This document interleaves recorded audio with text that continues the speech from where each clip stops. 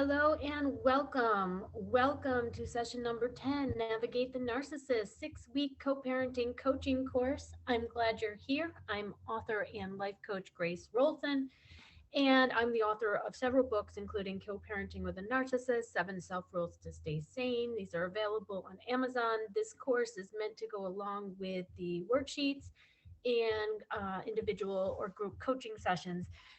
This week, this session is about noticing the changes in you. So I have been imparting my wisdom, telling my story, my insight, my perspective in all of these PowerPoint recorded sessions. And maybe you've adopted a few or you've calmed down a bit. You know you're not alone. You know there's some things to navigate. You know there's some solutions to apply. So maybe you've noticed that you feel a little bit more sure of yourself or a little less fearful, taking it more from a practical approach versus an emotional approach. That's so important for you to shift out of emotional thinking and into common sense logic, logistics, and strategy. So, hopefully, you're making those changes in your mindset because the change has to begin with you, and we work from the inside out. So mindset is everything. And hopefully you're getting a change and you're feeling a change in your thinking and your feeling. We're doing my navigate method, meaning not doing it alone, safeguarding our case, moving from our victim stance into a survivor stance, into areas of thriving, know the tactics to reduce our triggers and trauma, know the narcissist, and then also know ourselves.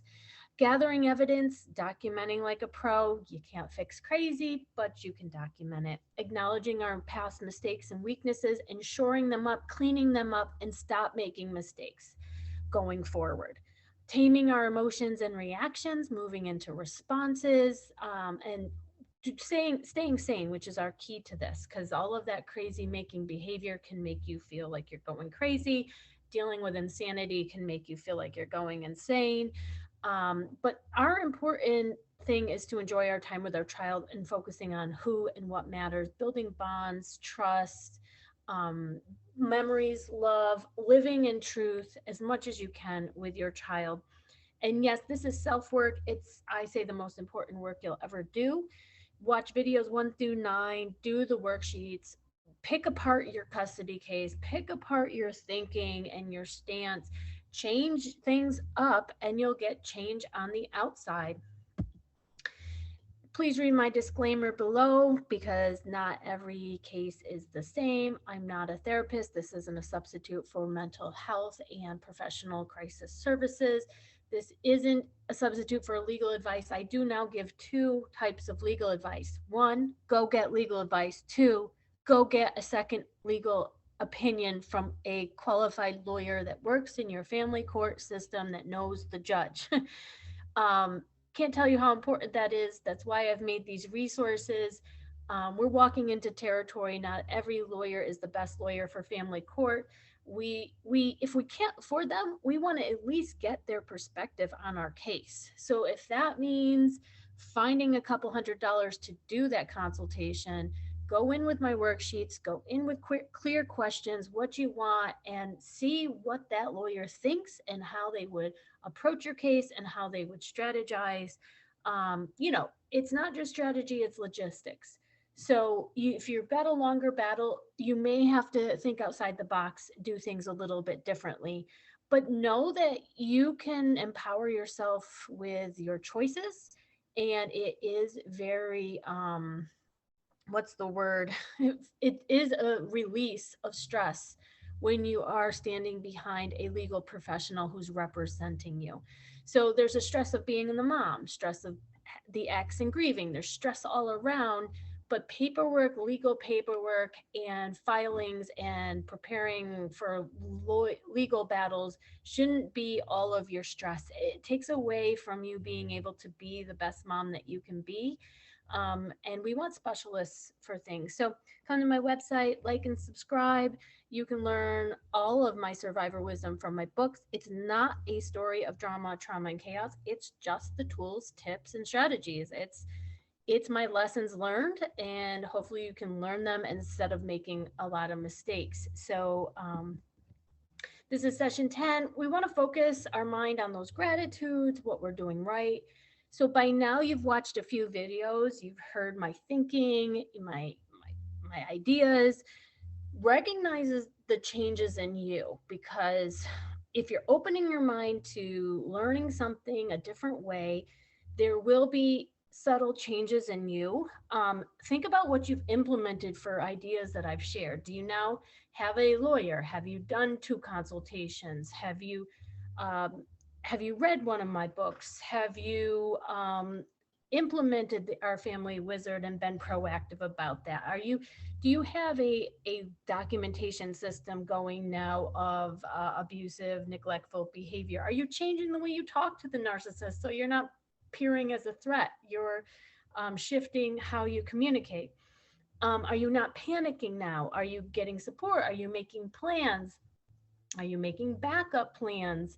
Um, are you journaling? Are you following the court orders without so much angst, even if you don't think they're fair and you don't like them, but it's keeping you out of being in contempt?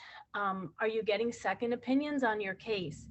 So we are only as stuck as we are closed-minded stuck. So feeling stuck is something going on in our thinking. We can free ourselves from stuckness by changing the way we think about things.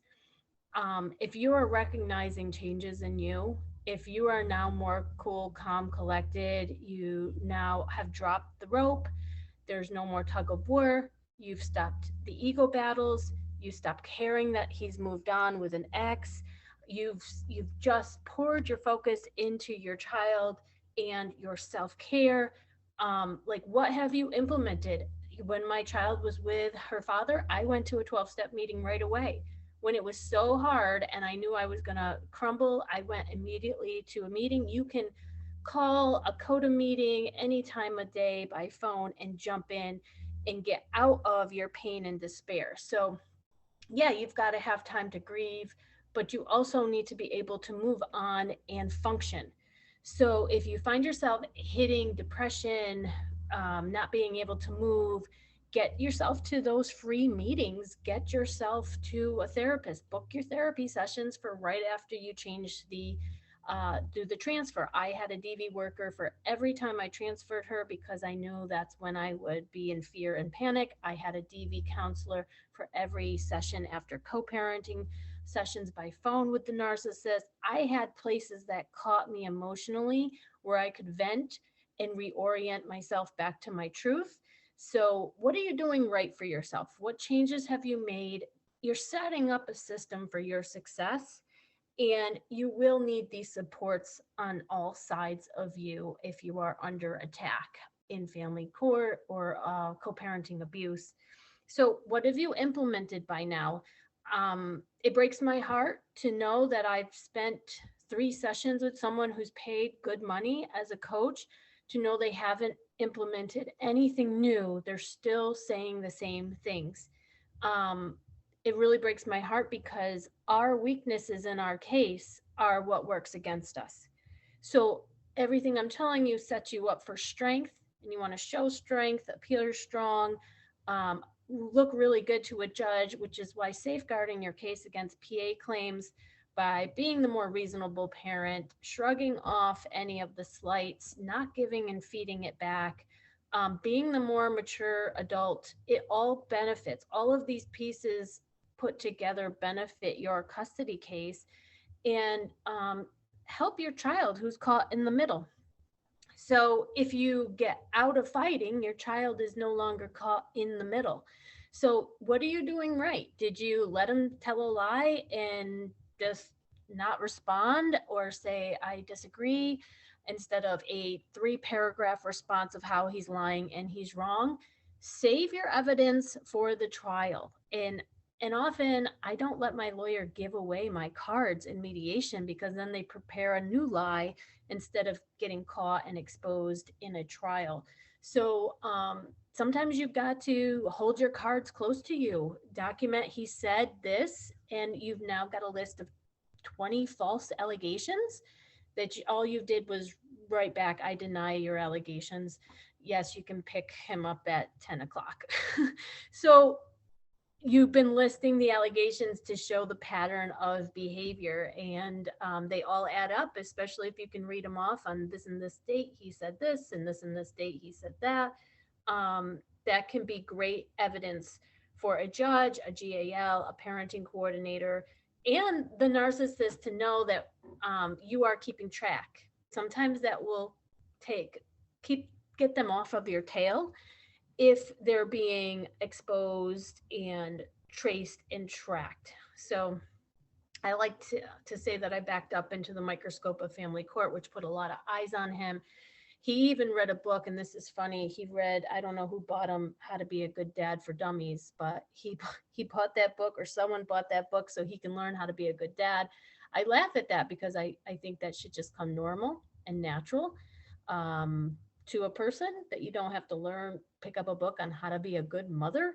But he's got that book. I don't know who gave it to him, and he's figuring out how to be a good dad. But he's also been put through the paces of family court, and had to answer to professionals.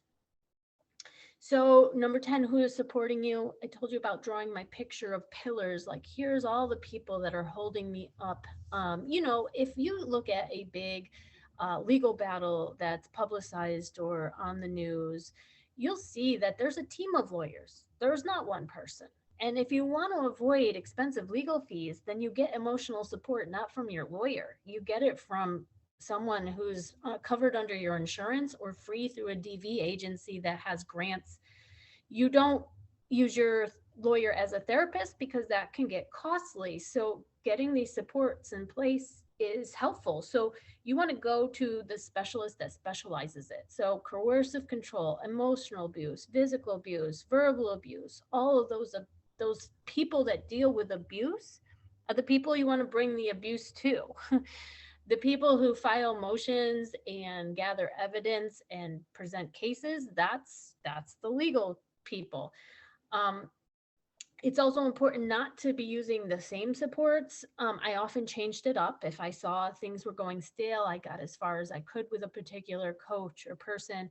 You don't want to use the same people that tell you what you want to hear. You want to get different perspectives. You don't want to just see from your side. You have to be able to get a little bit higher to see from the judge's vantage point of your behavior, his behavior, the child in the middle. So see if you can get those outside opinions. And when you get outside of your comfort zone, that's where your growth is. When you're a little bit uncomfortable, you've got to a growth edge. And as long as it's safe, safety first. If it's safe for you to do new things, then you slowly step into your new behaviors. And the emotions that come, here's something that always happened. Whenever I did something that was not typical of me, I would cry. And it always happened in the kitchen. If I was filing a no trespassing order, if I was filing a contempt, if I was doing things that weren't like me, because I'm not a narcissist. I think I resonate with empaths, highly sensitive person, super empath, codependent. Whenever I was doing things that weren't enabling and holding people accountable, I would cry because that was hard for me. That wasn't who I was, and I only wanted peace, and going to war meant really rising to what the occasion was and giving someone what they asked for. And I knew it would hurt him and it would be super stressful for me, and we could both lose. And they say the only people that win in court are the lawyers, and that can be true. Like my lawyer, former lawyer, used to say, what a judge knows he did his job when nobody likes the order, when both sides are not happy. And judges typically want you to mediate and agree to something, but there's times when you have to say no because they're never happy. So I had a situation where any agreement I made would only last a year. So what's the point? I had to go through a trial, and nothing was ever enough. And he wanted more and more and less, more and more everything, less and less responsibility. And so I had to start thinking like, my sponsor would tell me, he's dragging himself through family court. And narcissists often are in scuffs with the law and often in court. And this is their journey. And we can grow and be stronger than before and change who we used to be into something else. So, who's supporting you? Write those people down, and that's something to keep in your pocket to know that people see the truth, hear your truth, know your truth, even if the judge never gets to hear it. You've spoken your truth, and you are reaching out to the people that specialize and getting second opinions, third opinions, and that's super important.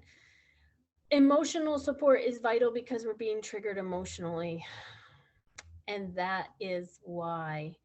So when you're emotionally destabilized, that's, I always tell you, the narcissist wins by destabilizing you emotionally. And if they have to destabilize the child to emotionally to destabilize you emotionally, often they'll do that without even caring the effects on the child.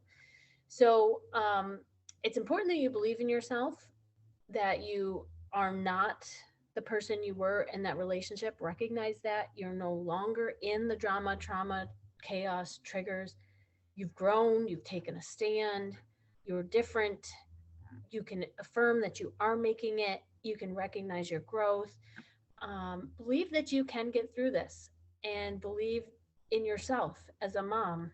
Even if they're telling you that you're the worst mom in the world, even if you're not the best mom, you're there, you're showing up, you're you're caring, you're loving. Believe in yourself. And we do have to believe in love. I do believe in love. Yes, there's bad things that happen, but I do believe in love. I can see it come in, rush in when it's needed. So believe in love, immerse yourself in love. That's one part of my book. If you've read it, I focus on all the love. There's reminders of love all around me because I need that for hope. And just a reality check, don't be overly confident with court. I've told you, don't think that if you 100% tell the truth, you'll win, because we have seen where you could be 100% lying and win. And you don't want to be overly confident and think you can represent yourself in a very emotional thing in family court. Self representation is not suggested when you're dealing with a narcissist who's hired the best attorney. There's paperwork, there's cross examinations, there's filings, there's protocol, there's laws that you don't know. So don't be overly confident that you can handle this. I've actually been in court where a father, he stated he was so ready, he was totally standing in his truth. The mom was a heroin addict, and he just broke down emotionally, from buckled from the stress at the last minute, and was not able to present his case, and she won her children back, and all he could do was cry. Now if he had a lawyer presenting the mother's issues and neglect and past abuse of the children, he would have been better off. But trying to save in legal fees, a couple, 3 grand, like, if you've got to strategize to represent yourself all the way up until the trial and then hire a lawyer for the trial, which is what some moms have done, just hire a lawyer for the trial part when it's time to go, then do that. But be sure that you're not convincing yourself that you're doing better than a lawyer could do. Sure, you know more details, and sure, lawyers mess up, and not every lawyer is designed the same, and not every lawyer cares, and not every lawyer is good at a trial. But if you do your research and your due diligence of asking around, some people say go to family court and watch and witness and see which lawyer you really like, who's effective. Not so sure you can do that anymore, but you can call around, talk to other lawyers. You can get ideas and clues and hints on who can support you. And maybe you've got to take out a loan just for the trial part of it. And but please don't be overly confident. I've seen mothers tell me their child has 26 different things and pages to tell a judge, all typed up, and the child only gets to say 3 and says the wrong 3. So you might have mountains of evidence, but if you're not targeting and zeroing in on what's important and super organized and letting small stuff go and sticking with the big stuff that will actually raise the judge's eyebrow, just because you have a lot of documentation doesn't mean that you can present it all effectively or you'll even be allowed to present it. So I'm just saying, believe in yourself that you can be smart, you can be courageous, you can go the distance, you are on a hero's journey, but don't be overly confident. Even the hero's journey has mentors and stops to go inward. And even on the hero's journey, there's a defeat of the dragon. And there's realizations that we're really fighting and battling ourselves. So that I just want to say, keep yourself in check. I talked about last time how I was so self-righteous. I went to Al-Anon for the alcoholic relationship thinking he had the problem for 10 years, never seeing that I should have went to that program for me and that I was codependent, that I was trying to get a healthy relationship from an unhealthy man. I was building fantasy and dreams and refusing to let go. I was so self-righteous. I was getting A's in college and he was dropping out of college, but the whole time I was taking myself out with my self-righteousness because I wasn't helping myself or getting support. I was just saying he's the one that needed help. So I've seen moms not get a therapist and that affects the child because the mom is totally in her stuff, nowhere to release it or get mentally checked. You know, sometimes people say, oh, well, that's not a good, healthy thought for you to be continuing to think, you know, and a limiting belief, which is what I do as a life coach, is point those out. It's like, whoa, that's a limiting belief. That's not part of my reality. And I've seen different. A belief is just a thought you keep thinking. So if you got a limiting belief and you're thinking over and over, you can't get a lawyer, you can't find someone, that limiting belief is holding you back from the right amount of help. And in terms of believing in yourself, you can say affirmations and start seeing what this new version of you is like that can't be easily manipulated, outmaneuvered, scared off, threatened. You know, believe in yourself and have thoughts that you keep thinking, those affirmations that we wrote down. Maybe you stop this video and write down an affirmation that you have gotten through 3 rounds, you can get through 3 more. Um, Maybe that's the belief that you have to start thinking. Also, believe in your child. I see mothers tell me that their child is weak and special needs, and I get it. Mine had some, nobody's perfect. My child had struggles too with anxiety, separation anxiety.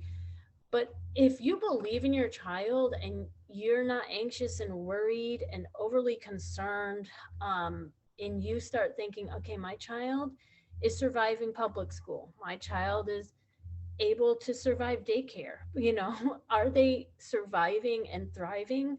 Focus on my child is doing a sport. My child believe in your child that they can get through this and they are making it. You want to see their strength. You want to see that they're learning. You want to see their growth. Like, did your child grow?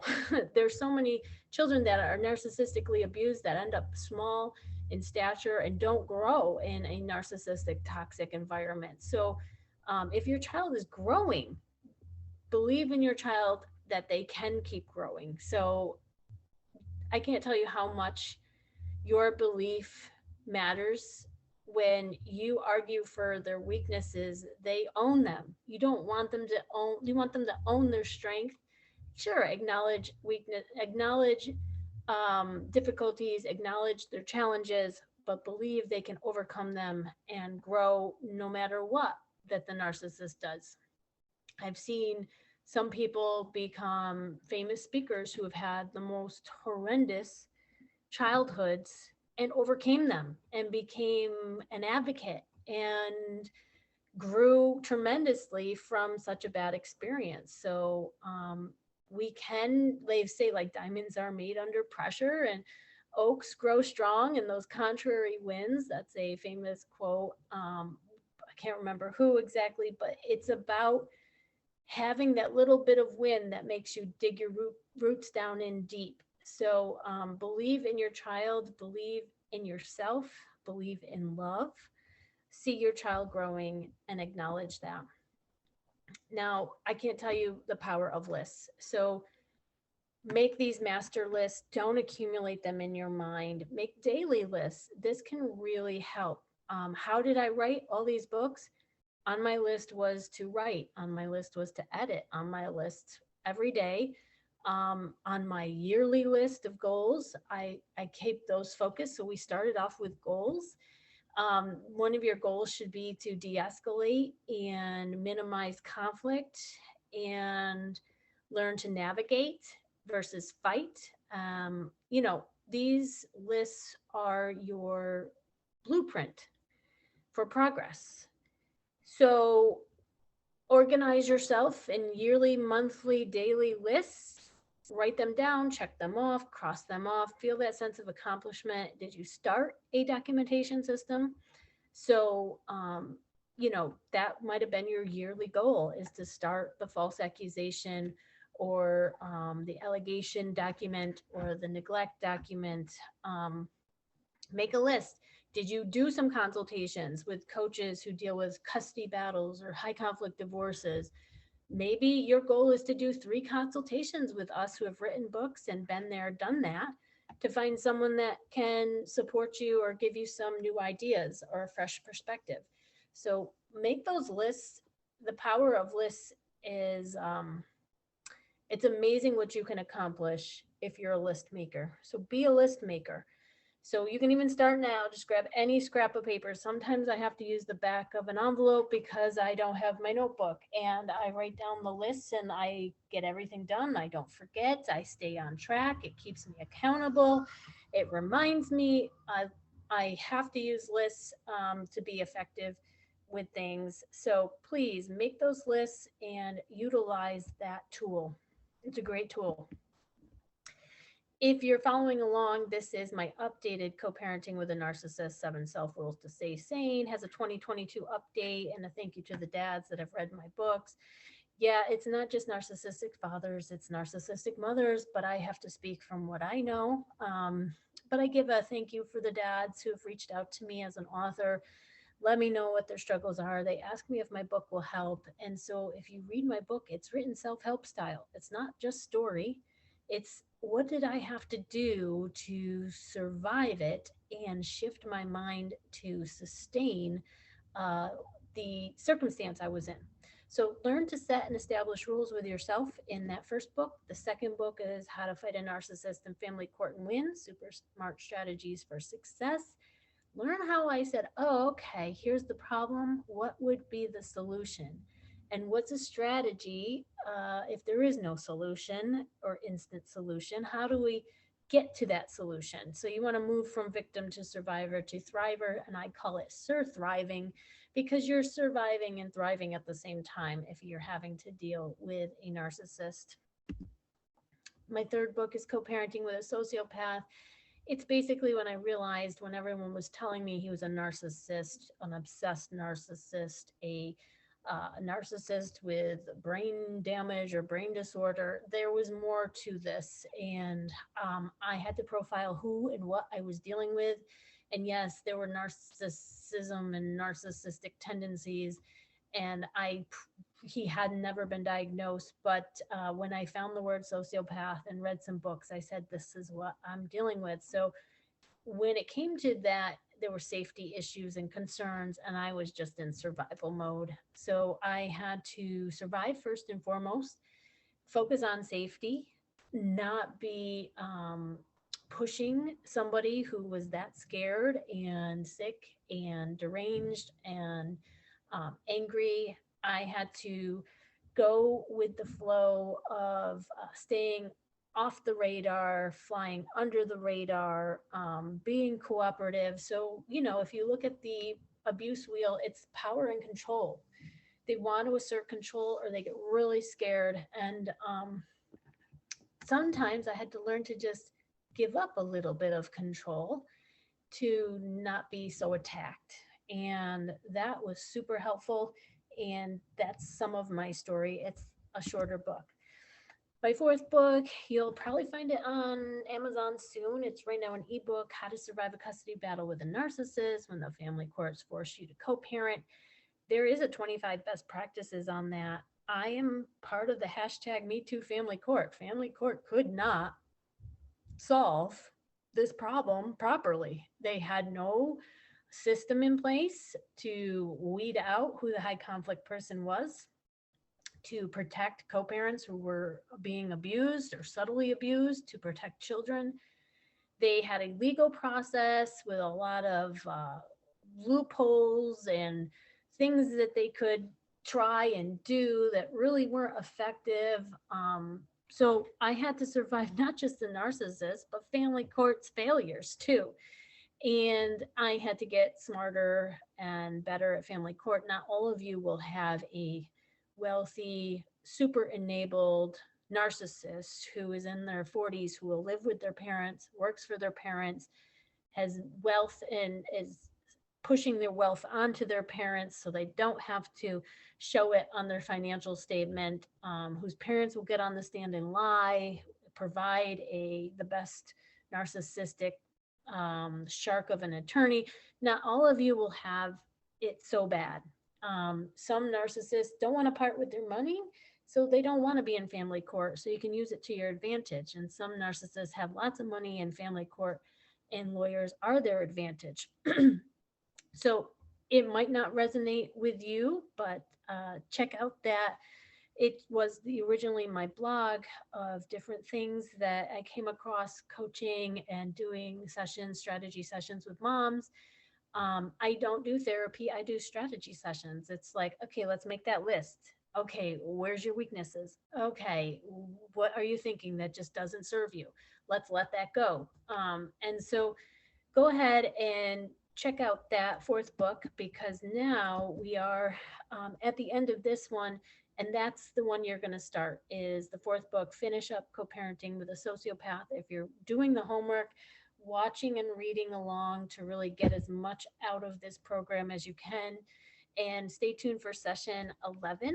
So I'm so glad you're learning. I hope this is emotionally supportive and it's helping you reason things out with yourself. It's also, like they say in program, you want to reason it out with someone else. Don't reason things out with yourself, because you might not realize you're thinking in a way that the courts don't think.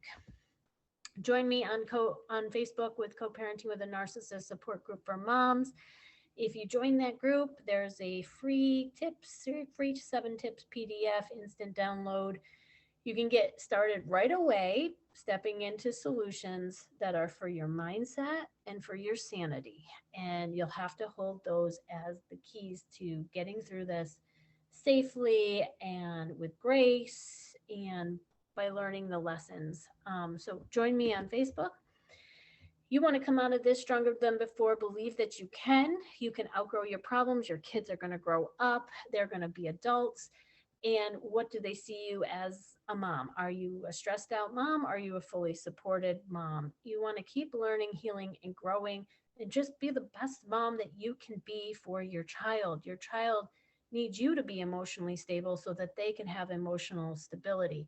You can't expect your child to be emotionally stable while you fall apart.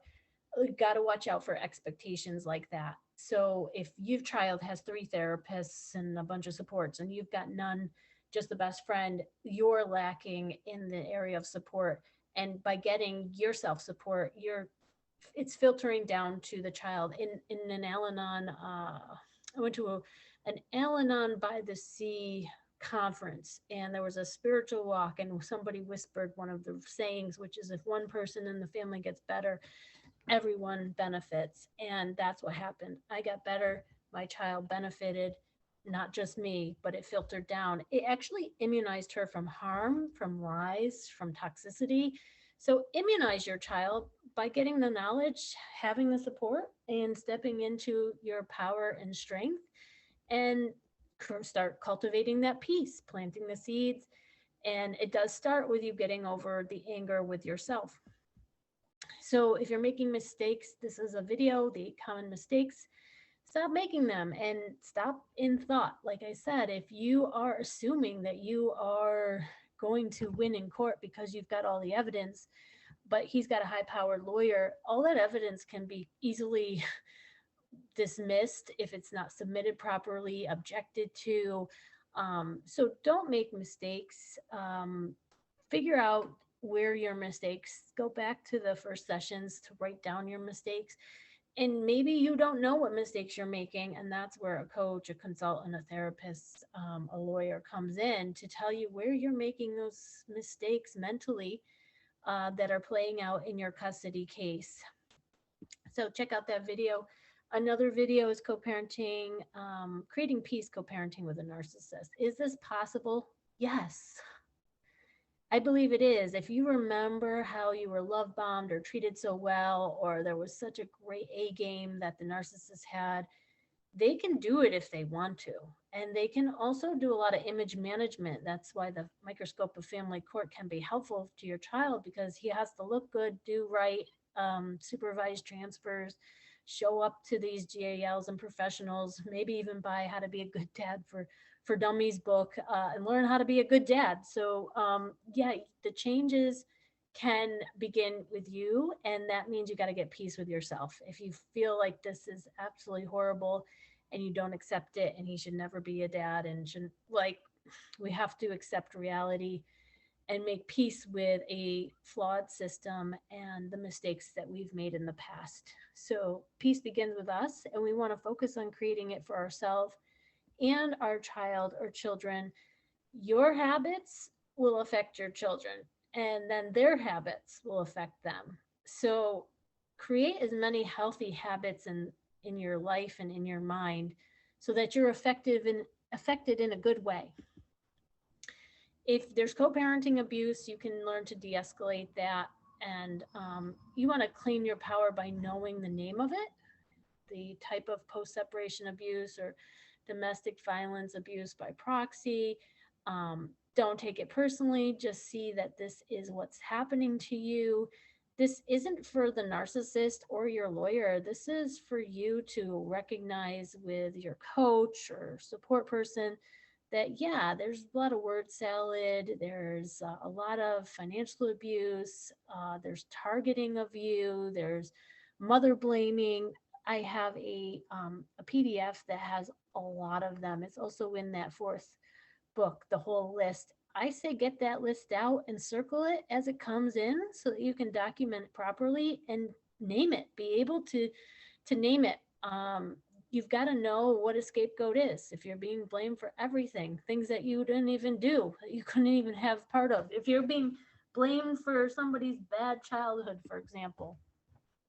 Another helpful PDF I made is Get the Right Lawyer Guide. And there's a reason why, there's a whole reasoning about lawyers and judges, and there's worksheets, 3 worksheets to do these interviews, make these interviews assets. And when you're dealing with a narcissist, it's not going to be fair. They don't fight fair, but you can level the playing field by getting representation and a lawyer to advocate for your rights. So find ways to do that. If there is a custody battle, it can feel like it goes on and on. You'll win some, lose some, and that it might be a long war. So you have to get the right weaponry if you're in a war, even if you don't want to fight.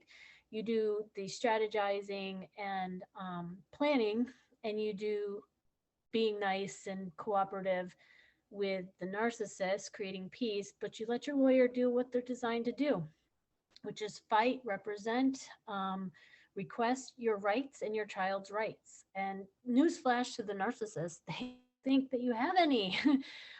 So it's going to be a shock to them when you do. And that's why it's important to have a lawyer upholding those rights for you, requesting your rights, and petitioning the court. So that's a helpful PDF. Thank you for watching. You can go to my YouTube channel, watch all these videos, subscribe to my channel if you want to be notified. You can give a like and donate to me as a self-published author who's out there helping women who love alcoholics and mothers co-parenting with narcissists in custody battles. Thank you so much for watching. And We'll see you in the next one.